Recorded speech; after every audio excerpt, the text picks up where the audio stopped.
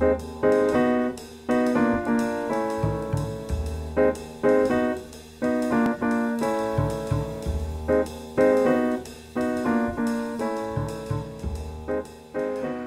bon, merci beaucoup pour la présentation. Alors voilà, je connais bien Durkheim pour l'avoir lu. Je ne suis pas considéré comme un spécialiste de l'œuvre de Durkheim. En même temps, les vrais spécialistes de l'œuvre de Durkheim aujourd'hui se situent plutôt dans le champ de la philosophie, donc des universitaires qui font de la lecture de textes non appliqués à la réalité concrète, empirique, leur profession. Au bout du compte, donc, si vous voulez, à partir de la sociologie, on lit Durkheim, mais forcément on le lit à l'aune des enquêtes qu'on mène sur le terrain en tant que sociologue. Alors bon, il se fait que j'ai une formation un peu double, philo-sociologue justement, donc je m'y retrouve plus ou moins bien. Toujours est-il que le Durkheim dont je vais vous parler aujourd'hui sera forcément très parcellaire par rapport à tout ce qu'on peut en dire. Il a énormément écrit, son œuvre est gigantesque. Je vais ici me concentrer uniquement sur certains éléments très spécifiques de ce qu'il a pu faire. Alors, Durkheim d'abord, pour le resituer. Alors, Durkheim, c'est un auteur en sciences humaines et sociales fondamentales extrêmement connu, fondateur de la sociologie française et au bout du compte de la sociologie tout court, puisque la sociologie ne se développera notamment aux États-Unis que grosso modo à partir du premier tiers du XXe siècle. Ici, on est bien en amont, on est au XIXe et qui plus est à la fin du XIXe. Alors, quelques éléments de contexte. Durkheim, athée, clairement athée, auteur athée, et fils de rabbin. Inutile de vous dire que dans sa famille, le fait même qu'il soit athée a pu lui poser quelques petits problèmes, d'autant plus qu'il était socialiste. Les socialistes, à l'époque, ça peut, dans certains milieux bourgeois, qui plus est, passer relativement difficilement. Bon, Durkheim donc fait des études de philosophie. Tout simplement parce qu'à l'époque, la discipline sociologique est à peine en train de naître, de la même manière que toutes les sciences sociales, au bout du compte. Les sciences sociales, à l'exception évidemment de la philosophie et en partie de l'économie, les sciences sociales sont des sciences qui naissent à la fin du XIXe siècle et qui accompagnent l'explosion des universités, puisqu'en Europe, à l'époque, les universités se développent à très grande vitesse. Et ce développement des universités, pendant tout le XXe siècle, ira croissant, et c'est un développement qu'aujourd'hui on connaît encore très fortement, notamment grâce à la démocratisation de l'enseignement. Aujourd'hui, dans les universités belges, européennes, vous avez bien davantage d'étudiants, et surtout d'étudiantes, qui a 30 ans, 40 ans, 50 ans, et qui plus est, ici pour le coup, une centaine d'années. Durkheim donc soutient une thèse de doctorat en 1893, thèse de doctorat qu'il intitule « De la division du travail social ». C'est un des ouvrages que j'approfondirai absolument pas aujourd'hui parce qu'on serait à côté du sujet, mais c'est dans cet ouvrage que l'on peut comprendre en quoi il est effectivement socialiste. Il fait une théorie du travail qui valorise le travail, puisque le travail, comme la religion, est un élément de cohésion sociale. C'est ce qui permet de faire société. Alors, autant il ne croit pas, si vous voulez, dans les dieux de la religion à titre spirituel, il croit en l'homme, il reconnaît néanmoins à cette religion un pouvoir fondamental qui est celui de faire tenir les humains ensemble. Et pour le travail, c'est la même chose. En tant que travail, il n'estime pas qu'on a affaire à une activité particulièrement noble, et encore moins noble que le travail à son époque se développe, et c'est toujours le cas aujourd'hui, se développe en contexte capitaliste, autrement dit, est produit par des personnes qui sont spoliées de leur travail ou du produit de leur travail par un patron. Le travail est donc hautement critiquable, si ce n'est, nous dit Durkheim, qu'il permet la cohésion de la société. Il fait partie de ces lieux où la société se retrouve, où les gens travaillent ensemble, ont une activité commune. C'est donc un ciment social, une cohésion sociale, un ciment social indispensable, vecteur de solidarité. J'y reviendrai. Alors, pour le détail, il est forcément, fin du 19e, appelé à choisir son camp, Dreyfusard, anti-Dreyfusard, comme la plupart des socialistes de l'époque, il sera dreyfusard, progressiste, très proche de la SFIO, la section française de l'Internationale ouvrière, avec évidemment, par rapport à ses amis dans la SFIO, des lignes de rupture très fortes. Lui est certes progressiste, certes socialiste, mais pas révolutionnaire. On est, à cette époque, dans un contexte où se divise progressivement le mouvement ouvrier en deux courants. Le socialisme réformiste, tel que le Parti socialiste en Belgique ou en France, et alors le socialisme d'ordre révolutionnaire qui deviendra le communisme, qui est déjà, d'ailleurs, pour certains, à l'époque appelé communisme. La SFIO, c'est à l'époque cette organisation française qui participe au mouvement ouvrier et à l'internationale ouvrière, et les luttes au sein de la SFIO sont terribles. Durkheim est proche de Jaurès. Jaurès, à l'époque, au sein de la SFIO, incarne le courant réformiste, démocratique, non communiste, non révolutionnaire. Bon. Toujours pour nourrir la présentation du personnage, Durkheim, c'est donc de Marcel Mauss. Alors si certains d'entre vous ont fait un peu d'anthropologie, vous connaissez très probablement cette figure. Marcel Mauss, c'est considéré comme l'auteur qui a véritablement donné ses lettres de noblesse à l'anthropologie française, voire même mondiale. Théoricien du don contre don, de la même manière à l'époque, très inscrit du côté socialiste, si on essaie de placer tout ce petit monde sur l'échiquier politique, et les débats entre Mauss et Durkheim seront souvent assez soutenus, assez denses, mais grosso modo, on peut estimer qu'ils sont politiquement relativement d'accord, socialistes, réformistes, non révolutionnaires, et critiques à l'égard du courant communiste. Bon.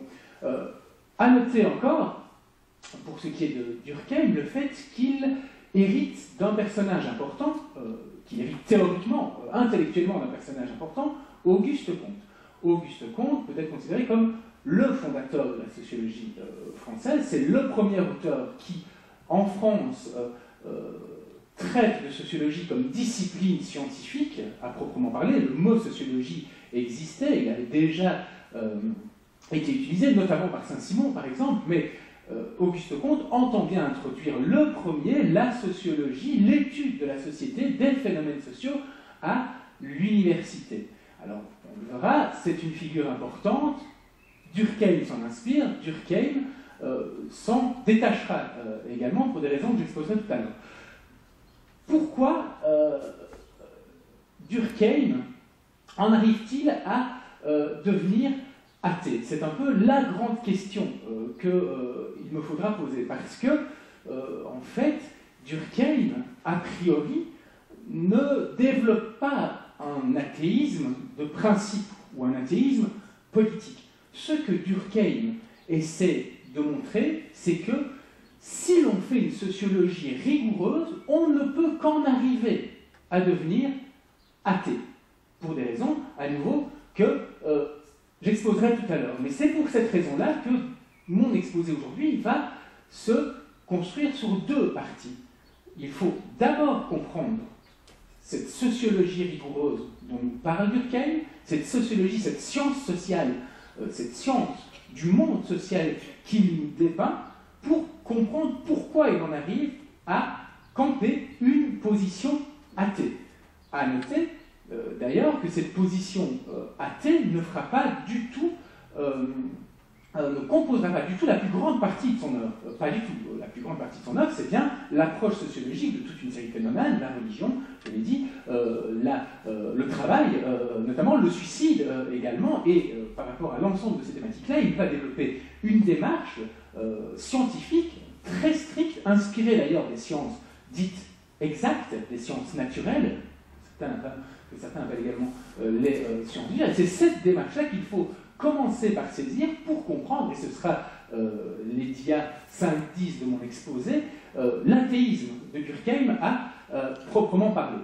Alors, je vais évoquer, Durkheim ne vient pas de nulle part. Durkheim s'inscrit dans une tradition qui est jusqu'alors une tradition principalement philosophique, la tradition philosophique de la modernité, celle que l'on hérite en Belgique, en France, mais également ailleurs dans le monde des Lumières, et Durkheim, forcément, en cette fin du XIXe siècle, se positionne intellectuellement par rapport à un ensemble d'auteurs.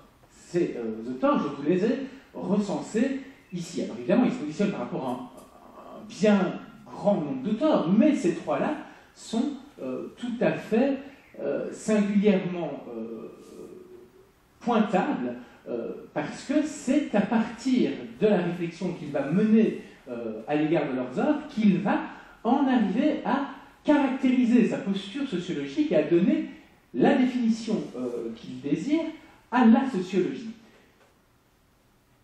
Durkheim s'inspire d'abord de Tocqueville.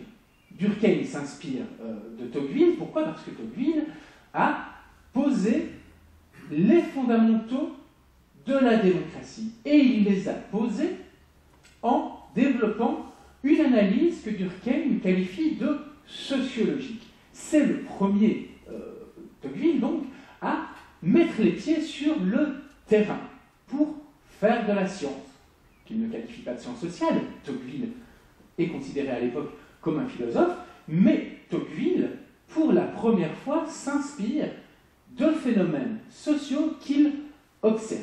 Pour théoriser la démocratie, Tocqueville se rend aux États-Unis, Tocqueville étudie la société américaine, Tocqueville distribue des questionnaires, Tocqueville procède à des enquêtes, Tocqueville procède à des interviews, un ensemble de méthodes et de techniques caractéristiques de la sociologie qui, à l'époque, n'étaient jamais utilisées. Les intellectuels en sciences humaines, comme les philosophes, travaillent en bibliothèque, en lisant leurs bouquins, et mettent rarement le nez dehors. Marx, par exemple, se caractérise par ce type de démarche. Marx est un pur intellectuel et philosophe.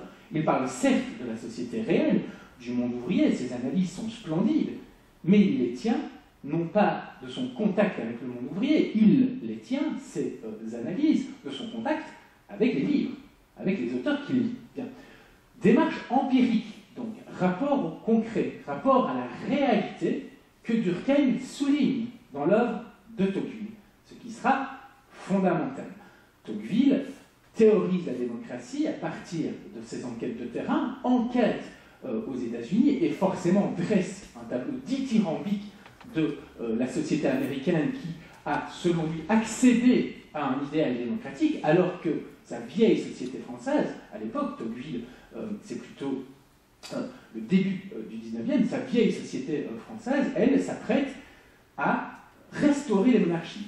Tocqueville, forcément, fait une éloge de la démocratie américaine, mais à nouveau en enquêtant et en montrant pourquoi, sociologiquement, la démocratie américaine est désirable. Je vous passe la description de ce travail exécuté par Tocqueville. Il a très profondément marqué Durkheim.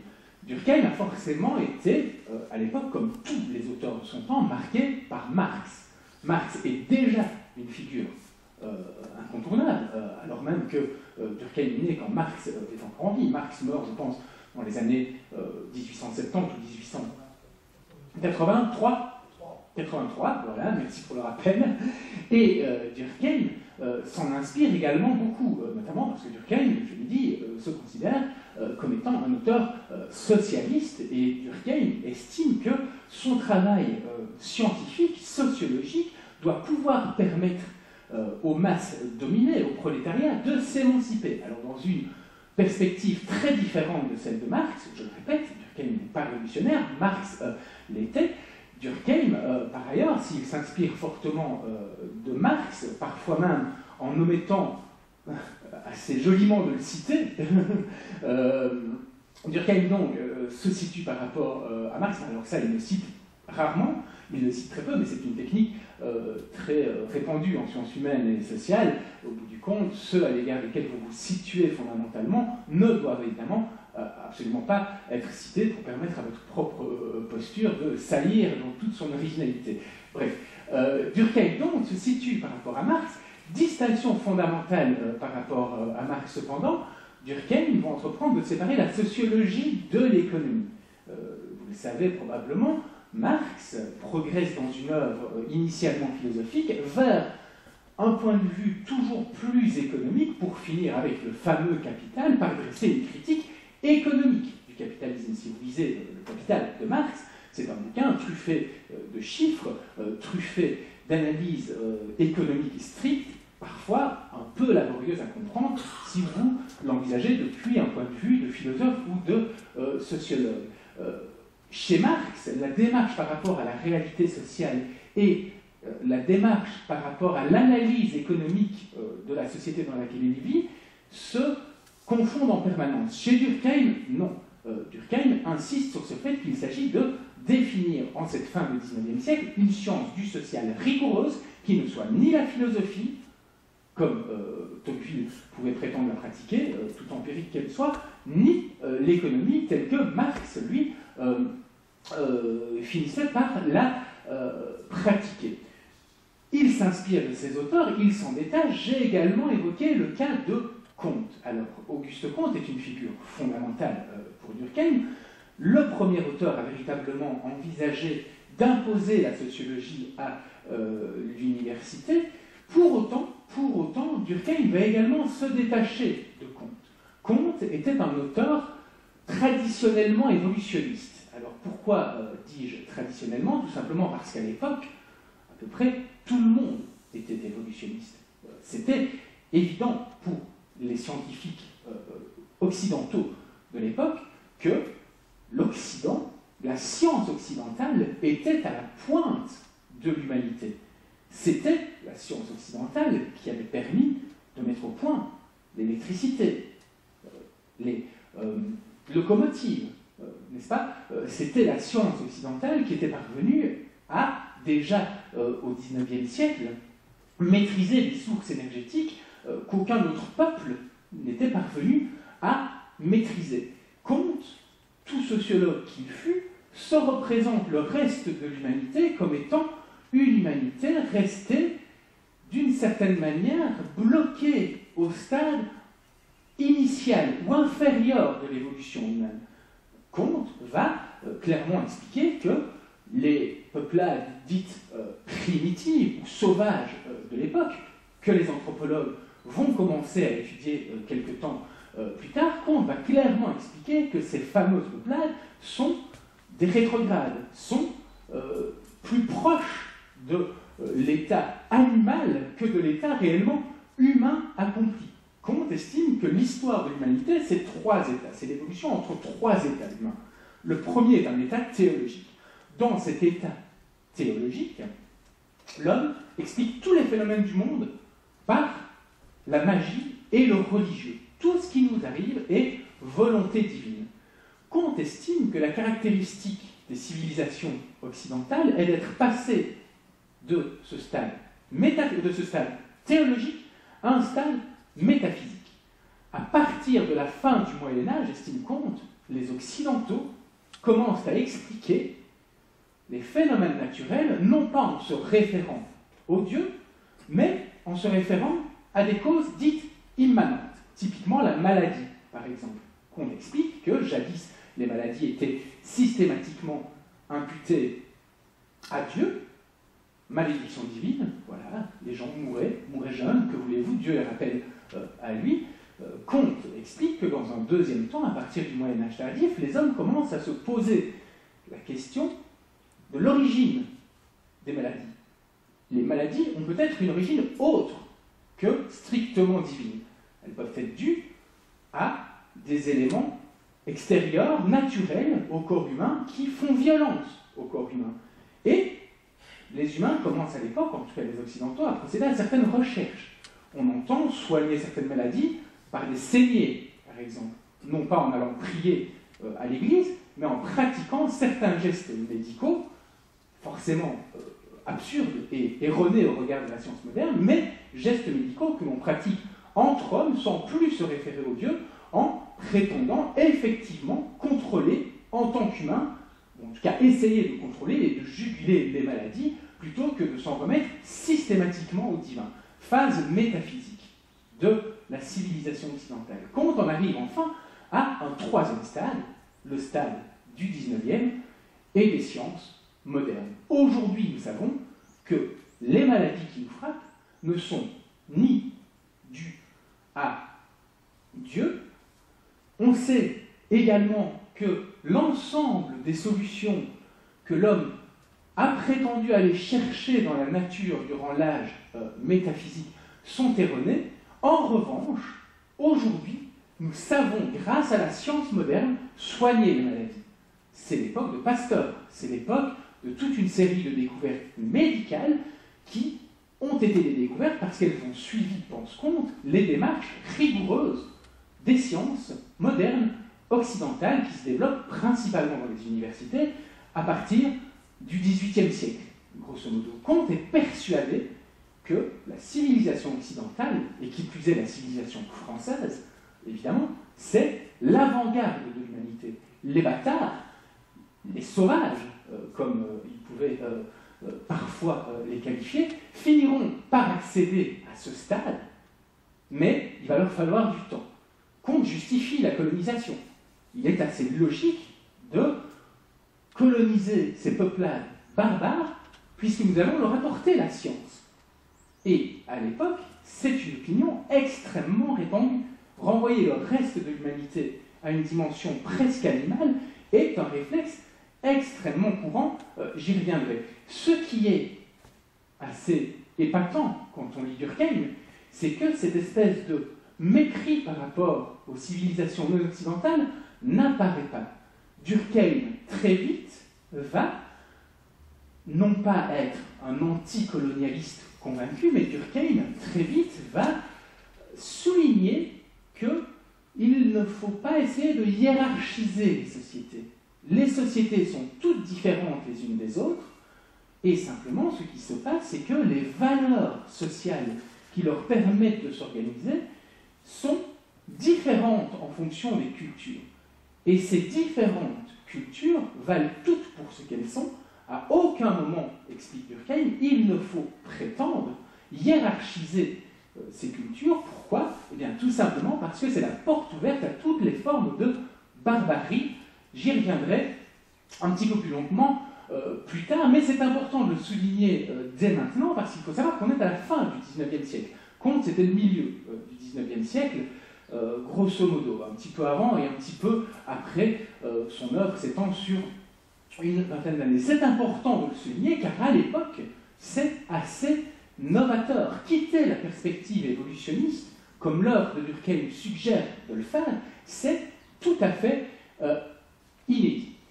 Durkheim indique que ce qu'il faut comprendre, ce sont les normes sociales.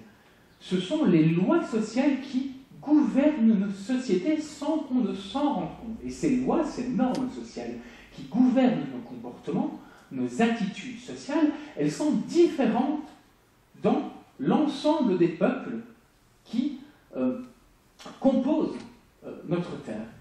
En Occident, explique Durkheim, nous pratiquons la religion d'une certaine manière. Nous respectons des lois, nous respectons des normes sociales qui, sous couvert de prétextes religieux, gouvernent véritablement nos comportements. Le mariage, par exemple. Le mariage est un bel exemple, qui n'est pas pris par Durkheim, ou en tout cas pas que je m'en souvienne, le mariage est un bel exemple de normativité sociale. On se marie, on peut être aussi athée qu'on veut, on se marie au début du XXe siècle. C'est toujours le cas aujourd'hui. Le mariage est une institution fondamentalement chrétienne. L'idée d'unir un homme à une femme dans une union monogame, alors on peut discuter, mais c'est en tout cas l'analyse que Durkheim fait. Et aurait fait, je pense, parce que pour le coup, comme je vous l'ai dit, je suis déjà dans l'interprétation de sa pensée. Le mariage, par exemple, est une institution qui, dans nos coutumes occidentales, d'accord, nous sont héritées d'une culture judéo-chrétienne.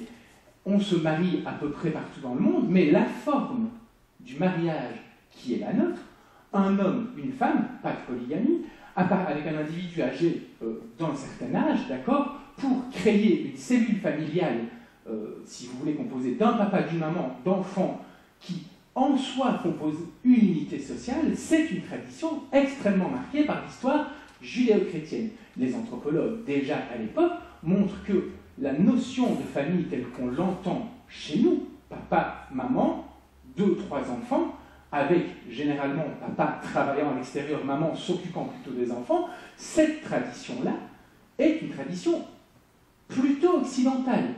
En étudiant toute une série d'autres peuplade, peuple, devrais-je plutôt dire, des anthropologues comme Malinowski à l'époque montrent que cette forme sociale-là nous est héritée de notre culture, mais n'est pas transposable ailleurs. Vous avez, notamment chez les Trobriand, des familles qui se composent de manière tout à fait différente, où les oncles et tantes ont des places beaucoup plus importantes, d'accord, où le papa peut être amené à jouer le rôle de la maman à l'égard des enfants. Vous avez également, même si elles sont beaucoup plus minoritaires, dans l'histoire des civilisations, des peuples où les femmes avaient des caractéristiques typiquement masculines, notamment celle d'aller au combat. Vous aviez également des peuples, des civilisations dans lesquelles les femmes avaient pour responsabilité précisément d'être à l'extérieur du foyer pour ramener à l'intérieur du foyer de quoi nourrir la famille. On voit donc que les principes selon lesquels on définit chez nous la famille sont extrêmement relatifs au Redi Durkheim. On respecte des normes et des conventions que nous héritons de notre culture, de notre société, sans s'en rendre compte, en ayant l'impression que c'est naturel. Je pourrais prendre l'exemple des femmes. L'exemple des femmes, aujourd'hui, ça reste un excellent exemple.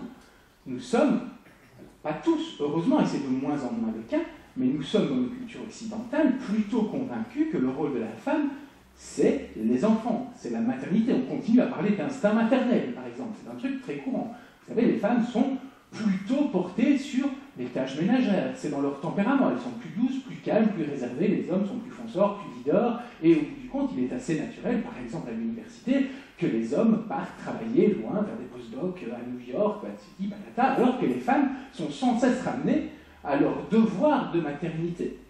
Les femmes n'ont pas le même rôle social que les hommes. Durkheim aurait dit, même s'il n'analyse pas les femmes, c'est une question de convention. Les femmes ne sont absolument pas naturellement destinées à s'occuper des enfants. Dans le règne animal, vous avez des mâles qui s'occupent des enfants toute leur vie, qui ne chassent pas, par exemple, chez les lions, c'est le bon exemple. Hein. Le lion, il ne faut rien, en fait, en gros, cette femelle fait à peu près tout. Bon, voilà. Et chez nous, c'est pas chez nous, l'homme, justement, est censé être celui qui va travailler, qui va ramener les richesses au foyer. C'est pas pour rien que pendant plusieurs décennies, les femmes sont considérées comme étant celles qui ne doivent pas investir le marché du travail, parce que vous voyez, il y a la maison, il y a les tâches ménagères, il y a la vaisselle, il y a les enfants, etc. etc. C'est pur déterminisme social, nous dit Durkheim. Ce n'est pas naturel de considérer que les femmes ont ce type de responsabilité, alors que les hommes auraient d'autres types de responsabilités, notamment celle d'aller travailler pour ramener le salaire qui va permettre de nourrir la famille. Ce n'est qu'une question de normes culturelles que nous avons fini par intégrer totalement pour finir par les croire plutôt naturelles. La nature a évidemment bon dos, aurait dit Durkheim. Tout est question de lois, de normes qui déterminent nos comportements. Ça vaut pour les genres, rapport homme-femme, ça vaut pour tout le reste, expliquera Durkheim à l'époque. À ce titre-là, ce qui est intéressant, c'est de remarquer qu'il se rapproche d'auteurs relativement conservateurs, curieusement. Il se rapproche d'auteurs très conservateurs. Pourquoi? Parce que, à l'époque, des auteurs conservateurs, alors pas à l'époque, parce que je parle de Bonald, donc c'était antérieur à Durkheim, mais à l'époque, ou en tout cas au XIXe siècle et au début du XIXe siècle, certains auteurs eh bien, manifestaient des désirs contre-révolutionnaires à l'égard de la Révolution française, avec un argument proche de ce que Durkheim peut avancer. Des contre-révolutionnaires, comme de Bonald par exemple, insistent sur ceci. La Révolution française est néfaste. Pourquoi est-elle néfaste? Parce qu'en fait, elle vise à rompre avec l'ensemble de notre culture traditionnelle, avec l'ensemble de nos habitudes, avec l'ensemble de nos coutumes. La Révolution française est violente, et elle sera violente, parce qu'elle fait effraction, par exemple, dans les églises. Elle violente les prêtres, les curés, ces figures auxquelles nous sommes, nous, humains, français, attachés. La Révolution française, c'est mettre fin à toutes nos traditions, lesquelles traditions devraient être respectées. Les contre-révolutionnaires justifient l'idée de restauration parce que c'est restaurer, au bout du compte, des traditions, des coutumes qui auraient été violées. Si vous regardez la Révolution ou la résistance à la Révolution vendéenne en France, à l'époque. Vous savez, la Vendée a résisté très fortement à la Révolution française. L'argument n'était pas spécifiquement, systématiquement, dans le chef des résistants, de défendre le roi, de défendre la monarchie. L'argument passait par la culture. On est en train de violenter notre culture, notre coutume, en prétendant nous imposer une révolution qui, au bout du compte, va bouleverser nos vies quotidiennes. Ce qui était effectivement l'ambition, supprimer l'autorité des prêtres, supprimer l'autorité de l'Église, supprimer l'autorité des corporations de métiers. C'est très important pour instaurer un rapport direct entre le citoyen individuel et l'État. C'est très important. Ces corporations, les gens y étaient attachés, les maçons y étaient attachés à leur corporation de maçons, les menuisiers également. La résistance à la Révolution française, c'est aussi une résistance à l'égard d'un grand mouvement social qui entend détruire coutumes et traditions. D'accord ? Or, ce que Durkheim nous dit, c'est en cela qu'il est proche de Bonald, ce que nous dit Durkheim, c'est que ces coutumes et ces traditions, eh bien, effectivement, il ne faut pas les mépriser, il faut les respecter. Les cultures et les traditions qui, si vous voulez, influencent les gens dans leur comportement sont des choses éminemment respectables. En cela, il se rapproche de Bonald. Et évidemment, la grande différence, c'est que de Bonald utilise ce type d'argument en faveur de l'ordre et pour restaurer les monarchies, l'ancien régime, dirons-nous. Chez Durkheim, évidemment, l'idée, ce n'est absolument pas de restaurer les pouvoirs de forme aristocratique et totalitaire. L'idée, c'est de respecter les coutumes et les traditions, certes, mais pour les restituer aux hommes afin qu'ils s'en rendent maîtres et qu'ils puissent les dépasser. L'idée de Durkheim, c'est de dire, apprenons aux gens à quel point les coutumes et les traditions les déterminent, les influencent, puisqu'une fois qu'ils en auront conscience, ils seront effectivement aptes à devenir libres, à devenir des citoyens dans de véritables démocraties. Donc on respecte les coutumes, on respecte les traditions, on respecte le fait qu'elles déterminent nos comportements, mais l'idée pour Durkheim est pédagogique. Il faut qu'on respecte ces coutumes, ces traditions qui nous déterminent pour s'en rendre maître, pour les conscientiser, pour s'en rendre maître, pour les dominer véritablement et devenir plus libre.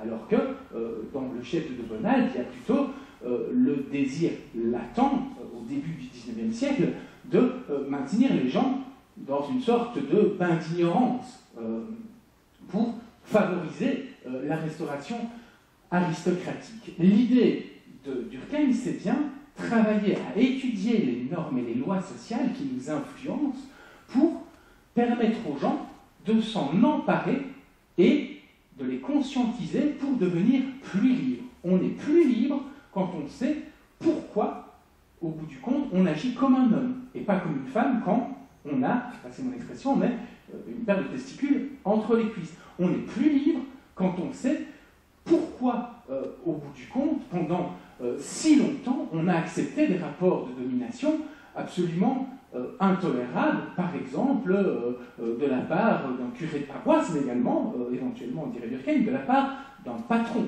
Ce patron n'est pas meilleur que moi, n'est pas plus fort que moi, n'est pas plus malin que moi. Je vis dans une société, cette société, la sociologie l'analyse, la sociologie m'explique que l'économie de cette société est capitaliste, et que dans le capitalisme, eh bien, on estime qu'il est légitime que ceux qui détiennent les moyens de production dominent ceux qui ne détiennent pas les moyens de production et les recrutent comme salariés payés à des montants misérables. À partir du moment où un ouvrier a conscience de ça, d'accord, aurait dit Durkheim, Marx aussi, ceci dit, à partir du moment où un ouvrier a conscience d'être ainsi dominé par un patron, il est tout à fait susceptible de rejeter cette domination, parce qu'il en a pris connaissance, il l'a théorisé, il l'a réfléchi. Si la sociologie ne l'informe pas à ce sujet-là, l'ouvrier va continuer à se dire « je suis ouvrier, pauvre, mais au bout du compte, que voulez-vous, j'ai pas réussi dans la vie, j'ai la place que je mérite, et le patron me domine tout à fait légitimement, puisqu'au bout du compte, lui est formé, éduqué, il a fait de longues études, etc. » Vous voyez, bon. Chez Durkheim, il y a cette idée d'éduquer la société pour l'émanciper, pour aider les gens à s'émanciper. Et pour que la sociologie puisse permettre ça, explique Durkheim, eh bien, il faut impérativement qu'elle développe des démarches d'études rigoureuses à l'égard de la société. Tout comme la physique développe des démarches rigoureuses à l'égard du monde physique. Nous devons déterminer les lois du monde social qui nous gouvernent dans l'économie, dans la famille, dans la religion. Nous devons déterminer, comprendre ces lois, ces normes, pour maîtriser ces lois et ces normes, tout comme, au bout du compte, le physicien essaye de déterminer les lois qui déterminent les fonctionnements dans la nature, les fonctionnements, les phénomènes naturels. Nous devons déterminer les règles sociales qui sont au principe des comportements des individus dans leurs groupes sociaux, et nous devons comprendre quelles sont leurs caractéristiques. Durkheim, de manière générale, pointe dans ces différentes études une caractéristique humaine fondamentale. Je le dis à nouveau pour le détail. C'est la solidarité, la socialité solidaire. D'accord ? Lorsque j'étudie la société dans laquelle je vis, nous dit Durkheim, je remarque que, quelles que soient les coutumes et traditions auxquelles je me soumets, dans la famille, dans le travail, entre ouvriers par exemple, dans la religion, dans l'Église, à l'Église également, eh bien il y a une chose qui semble être fondamentale, c'est que l'ensemble de ces règles auxquelles je me soumets permet une chose, la solidarité. Je joue le rôle de papa dans ma famille, qui va travailler, qui s'occupe peu des enfants. Maman joue le rôle de la maman, qui ne travaille pas, qui s'occupe des enfants, qui fait du tricot, qui ne fait pas d'études. Alors on est à l'époque de Durkheim, évidemment, je ne parle pas de maintenant. Et finalement, l'ensemble du rôle que nous jouons, d'accord, eh bien nous les assumons, parce qu'au bout du compte, ça permet une chose, c'est la solidarité familiale. Ça permet à la famille de tenir le coup. Demain, dans le travail, nous jouons des rôles d'une certaine manière, dit Durkheim. J'accepte mon rôle d'ouvrier, j'accepte mon rôle de patron, j'accepte ces rapports de domination, mais du côté des ouvriers, si j'accepte de travailler comme je le fais, c'est parce que ça me met au contact d'autres ouvriers et que se développe une sorte de solidarité. Si le travail est important, dit Durkheim, dans l'économie, c'est parce qu'il permet la solidarité. Il manifeste en tout cas la solidarité. Et dans la religion, c'est exactement la même chose. Dans la religion, je me soumets à un ensemble de lois comportementales, j'exerce certains rituels, je mange du pain, on sent comme si c'était le corps du Christ, vous voyez, ce genre de choses. Mais si au bout du compte, je me soumets à l'ensemble de ces règles comportementales, j'essaye d'être un homme généreux, qui ne pêche pas, qui va donner une petite pièce en aumône aux pauvres en sortant de l'église, si je respecte l'ensemble de ces codes, de ces normes, qui sont par rapport à mon comportement extrêmement puissant, c'est précisément parce qu'elle me permet d'intégrer la communauté des chrétiens, laquelle est une communauté solidaire. Petite remarque au passage, si Durkheim souligne ceci dans ses études sur la religion, il le souligne également dans ses études sur le suicide.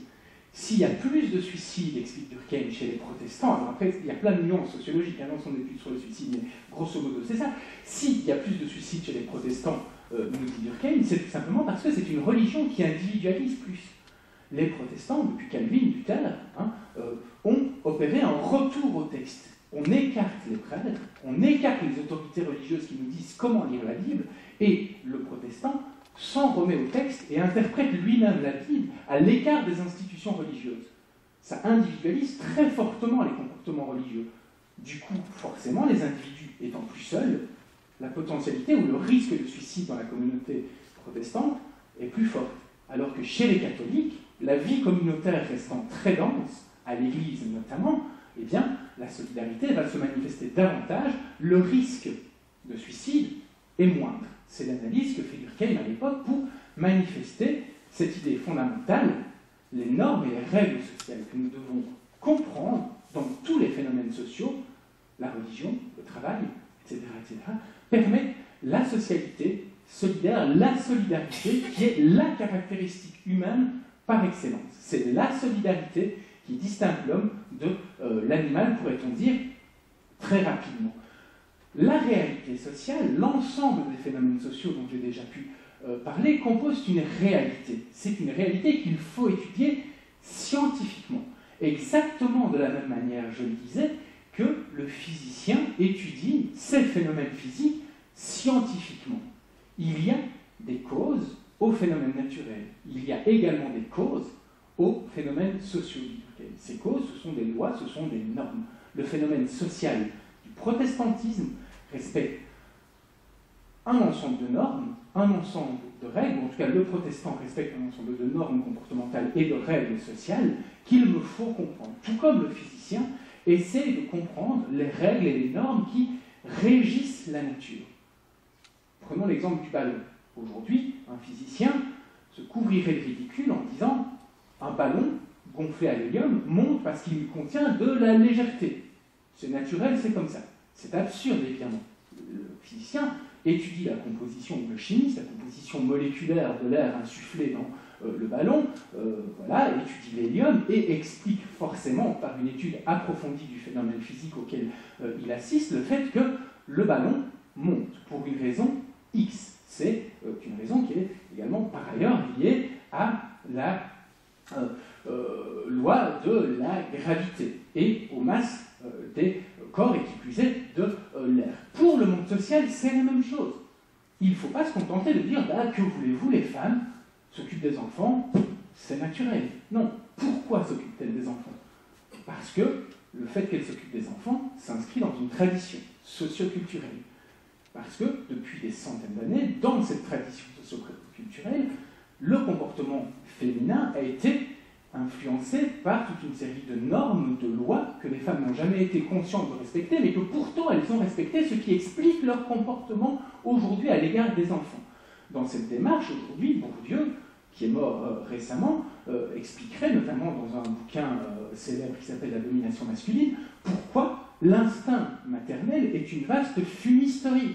Ça n'existe pas scientifiquement, un instinct maternel. Si les femmes éprouvent quelque chose comme un instinct maternel, c'est tout simplement parce qu'elles ont été, au cours des siècles, conditionnées à éprouver ce même sentiment.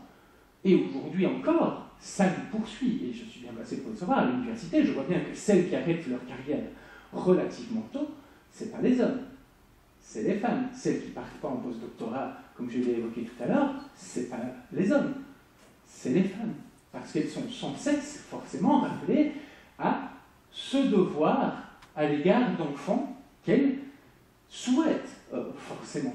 Et il est inscrit dans leur code sociologique et non pas génétique qu'elles sont appelées forcément, plus que les hommes, et c'est toujours le cas aujourd'hui, à suivre leur mari à l'étranger plutôt que l'inverse. Je ne sais pas si vous connaissez beaucoup d'hommes aujourd'hui qui suivent leur femme au bout du monde pour autoriser leur femme à développer une carrière professionnelle absolument formidable, que ce soit à l'université ou dans une entreprise quelconque, et monsieur reste à la maison pour s'occuper des enfants pendant que madame va faire du business en tant que PDG de chez L'Oréal, de chez Total Finael. Ça n'existe pas, ou presque pas. Ou les femmes pour lesquelles ça existe, sont des femmes qui n'ont pas de famille. C'est important à souligner. Pour les hommes, en revanche, ça ne fonctionne pas pareil. Et je le vois dans mes collègues, par exemple, les collègues qui partent faire une partie de leur carrière à l'étranger, ont madame dans les bagages pour s'occuper des enfants, voyez-vous, parce que quand même... Bon. C'est intéressant, mais je veux dire, c'est pas... Alors après, ça fait un peu... C'est facile de dénoncer ça, on est tous pris par ça, enfin, moi-même, j'ai une famille, des enfants, on est tous pris par la façon dont les normes sociales pèsent sur nous. Et alors voilà, je peux prendre des exemples individuels, j'essaie de faire des trucs, mais en attendant, il y a effectivement par rapport aux enfants, des choses auxquelles je pouvais penser spontanément moins vite que ma femme. Vous savez, quand il faut faire les tartines, machin, tout ça, bon... Donc, c'est intéressant de voir à quel point, et Bourdieu dirait ça, il s'inspire de Durkheim, à quel point, au bout du compte, les codes sociaux, les normes sociales, pas seulement entre les genres, mais notamment entre les genres, parce que c'est un bon exemple, si vous voulez, pénètrent dans nos corps au point de conduire nos comportements sans même qu'on ne le réfléchisse systématiquement. Quand j'oublie ou quand je ne fais pas bien la mallette de mes enfants avec les tartines comme il faut, en ayant contrôlé si le journal de classe est bien rempli, si les devoirs ont été faits, etc., je ne l'oublie pas en me disant « je peux le faire parce que, voyez-vous, je suis un mâle dominant qui peut s'autoriser ça ». Évidemment que non. C'est tout simplement inscrit au plus profond de mon comportement individuel, ce en quoi, forcément, la réflexion sociologique, du coup, oblige ou contraint le chercheur à penser en permanence son comportement, ce qui peut être un peu problématique à certains moments. Bref, phénomènes sociaux, donc, au même titre que les phénomènes naturels, je l'ai évoqué ce qui caractérise les phénomènes sociaux, d'accord, autrement dit, l'ensemble de ces actes que les hommes posent en respectant des normes et des lois qu'ils héritent de leur culture sans même s'en rendre compte, d'accord. Ce qui caractérise donc ces phénomènes sociaux, c'est deux choses. D'abord, leur extériorité par rapport aux individus. C'est une chose extrêmement importante. Je reprends l'exemple des femmes. Les femmes, aujourd'hui, présentes dans la salle, peuvent disparaître au bout du compte, et voilà, pour X ou Y raison, je ne souhaite pas de disparaître vraiment, mais imaginons que tout d'un coup, dans leur famille, elles ne soient plus là, d'accord. Pour autant, le phénomène social de la maternité ne va pas disparaître. D'autres femmes vont suivre pour incarner la féminité et ses normes et ses règles comme les anciennes. C'est pour cette raison qu'aujourd'hui, encore, même si les choses changent, les femmes sont plus maternelles que les hommes, comme l'étaient les femmes du début du siècle ou d'il y a 150 ans.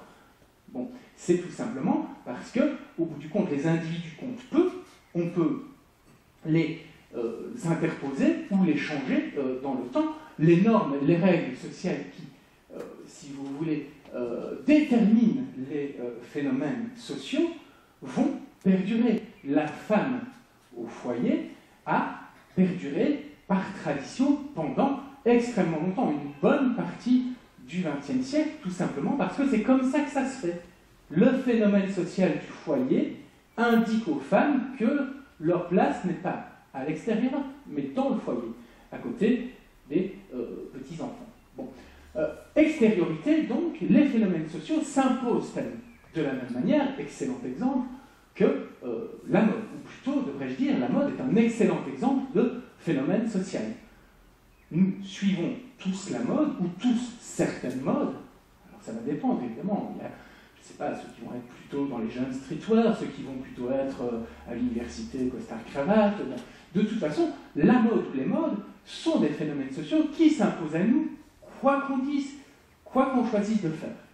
Et c'est quelque chose que j'ai l'habitude de dire à mes étudiants. Certes, vous pouvez choisir par rapport à ce phénomène social de la mode d'être un dissident. Mais vous ne pouvez pas choisir la dissidence absolue. On peut choisir de s'habiller de manière relativement passe-partout.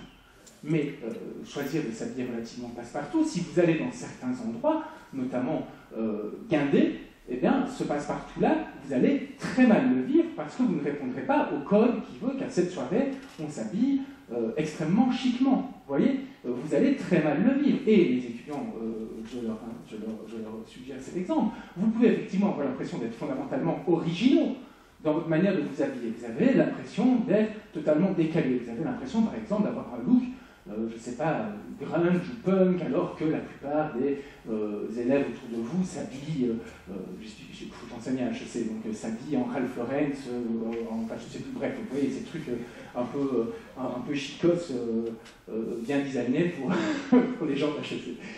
J'exagère. Mais vous pouvez choisir de vous habiller autrement, effectivement, mais jamais complètement autrement. Ne venez pas tout nu. On ne peut pas venir tout nu. Même s'il fait super chaud, il fait 40 degrés dans l'auditoire, on a envie d'être tout nu. Tout le monde aura envie normalement d'être tout nu. Ce n'est pas possible. Le phénomène de l'habillement est un phénomène social qui s'impose à nous, et qui plus est, dans ce phénomène social, vous avez des codes normatifs que sont les modes qu'il vous faut suivre obligatoirement. Il y a un pouvoir de coercition fondamental, nous dit Durkheim. Et l'exemple de la mode l'illustre à merveille. On peut prétendre résister, d'accord ? Il était possible pour une femme, il y a 70 ou 80 ans, de décider de résister au mariage, ou de quitter son mari parce qu'il l'avait trompée, ce qui ne se faisait pas à l'époque. Mais elle allait déguster, évidemment. Elle allait vraiment déguster. Et encore aujourd'hui, c'est évidemment le cas. Les femmes sont, plus que les hommes, contraintes dans leur comportement. Ce n'est pas un hasard à nouveau si les emplois à durée déterminée, les emplois précaires, les mi-temps, sont principalement occupés par des femmes que par des hommes. C'est ce qui permet par ailleurs de s'occuper des enfants quand on est une femme seule avec des enfants. C'est ce qui va permettre de gagner un minimum d'argent, et c'est pour cette raison que les femmes, encore aujourd'hui, dans certaines classes sociales plus singulièrement, restent singulièrement vulnérables.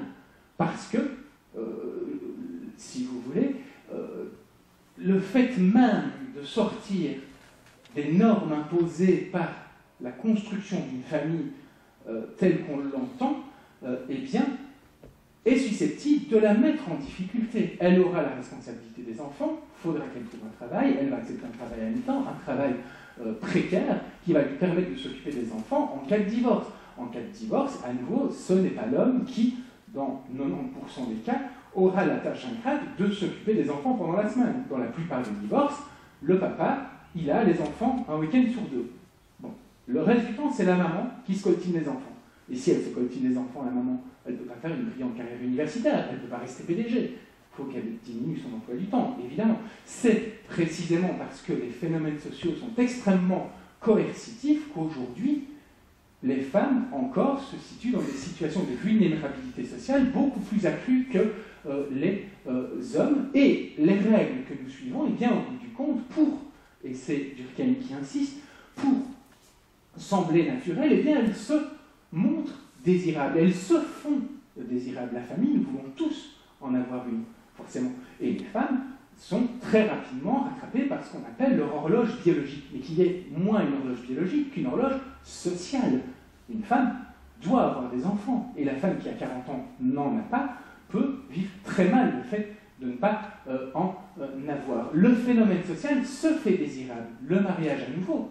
Si vous étudiez le mariage, que vous interrogez aujourd'hui les gens qui se marient, bon, moi j'ai fait ça avec des amis à moi, systématiquement les gens vont vous dire « Ah, je me marie par tradition, je me marie par coutume, après l'église, voilà, je ne suis pas religieux, vous savez, moi, du compte, je me marie, mais j'en ai un peu rien à fiche de tous ces mariages à l'église, machin. Aujourd'hui, ce qu'on voit, c'est des gens qui se marient dans les prés, qui font des mariages fondamentalement originaux, sauf que ça n'a rien d'original, ça reste un mariage. Ça reste une pure tradition d'unir un homme et une femme, et pourtant, ce phénomène social du mariage se fait désirable. Je réalise que j'ai un peu trop causé, je vais essayer d'accélérer. Bien. La religion là-dedans est l'athéisme de Durkheim. Donc je vais aller très vite.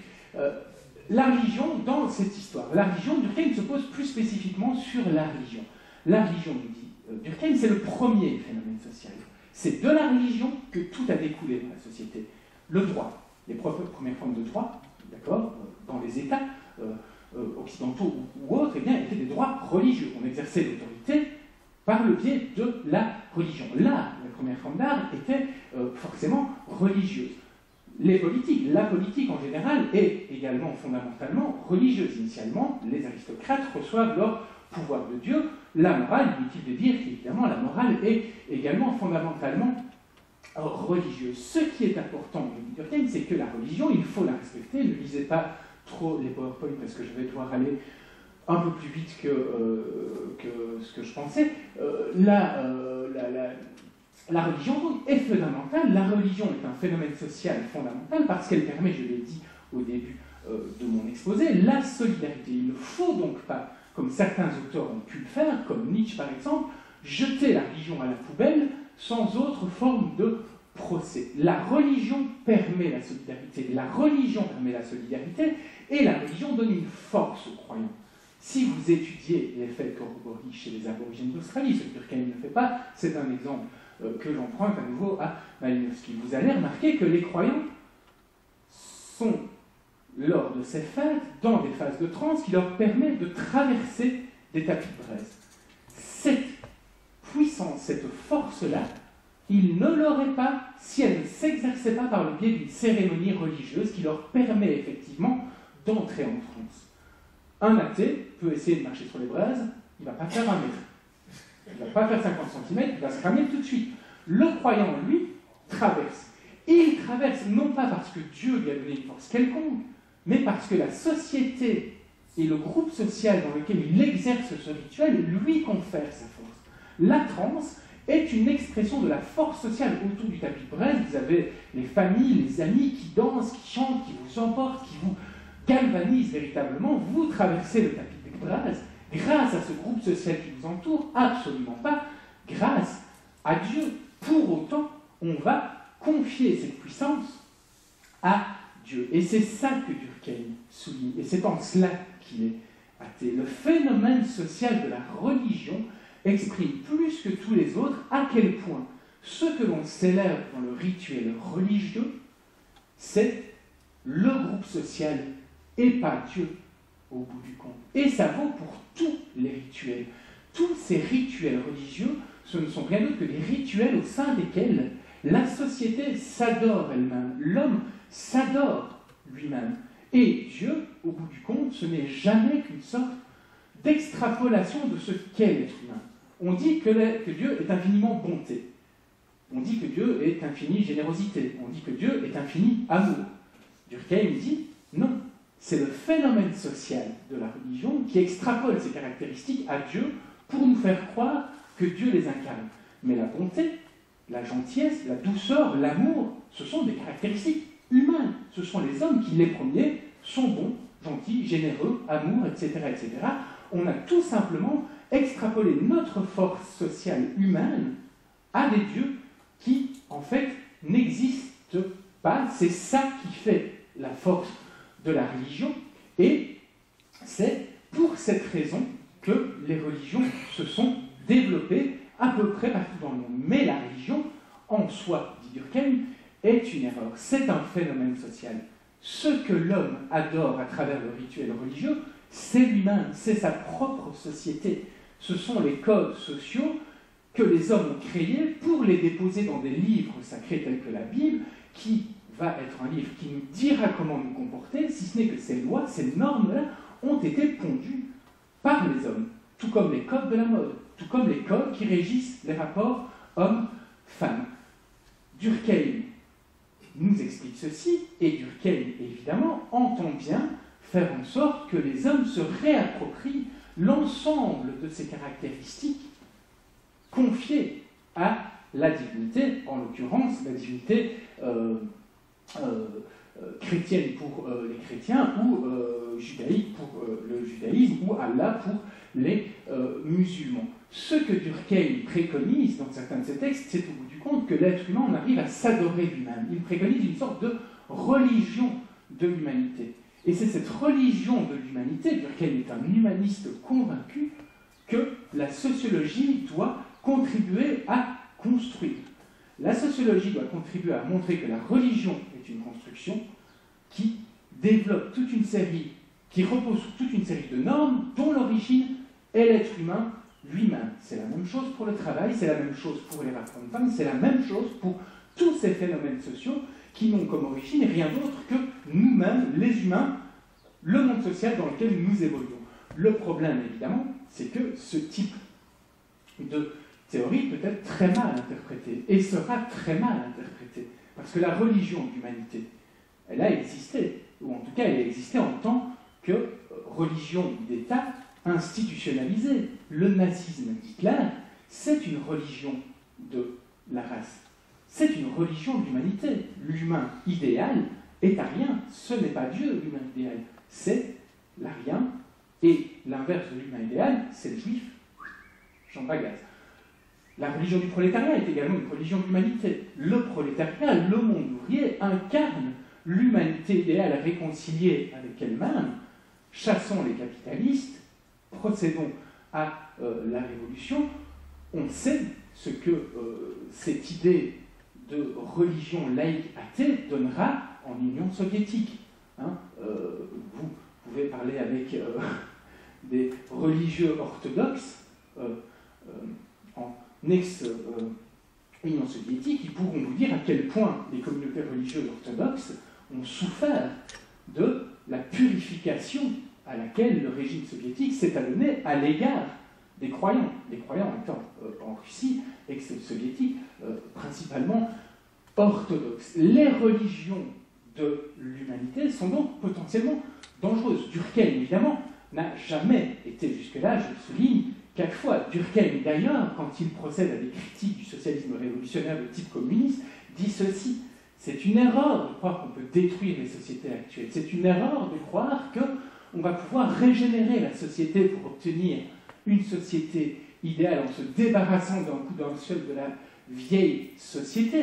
Nos coutumes, nos traditions, je le répète, ont le droit de citer. Il faut les étudier et les maîtriser, mais pas prétendre les éradiquer violemment. Si on fait ça, on va connaître une histoire, on va plutôt rencontrer un état social où, au bout du compte, plus rien n'existera et il va falloir recommencer toute une évolution sociétale telle que celle qu'on a pu connaître en Occident. On va se retrouver dans un état social qui sera une sorte d'âge des ténèbres et il faudra reprogresser, réinventer la société, mais ce sera extrêmement difficile. Ce sera un état social absolument peu désirable, puisque tout simplement, tout ce qui compte aura purement et simplement disparu. Durkheim, donc, n'est pas un révolutionnaire. Durkheim ne veut pas faire table rase, mais ce que Durkheim veut faire, de la même manière que Bourdieu, et je termine définitivement par là, c'est faire en sorte que les humains se réapproprient le contrôle des normes et des lois qui gouvernent leur comportement. D'accord ? La nature, disait Durkheim, comme dira Bourdieu après lui, est dans l'ordre.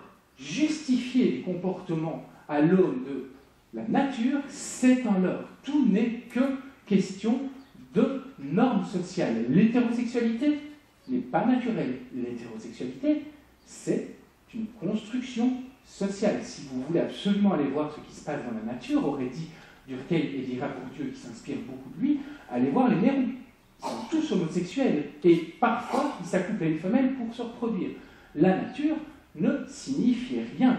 L'hétérosexualité est dominante chez nous tout simplement parce que la société l'a définie comme étant ce qui doit être. Mais elle n'a rien de naturel. L'instinct naturel, pareil. Et le premier à dire ce genre de choses, je l'ai dit, c'est Durkheim.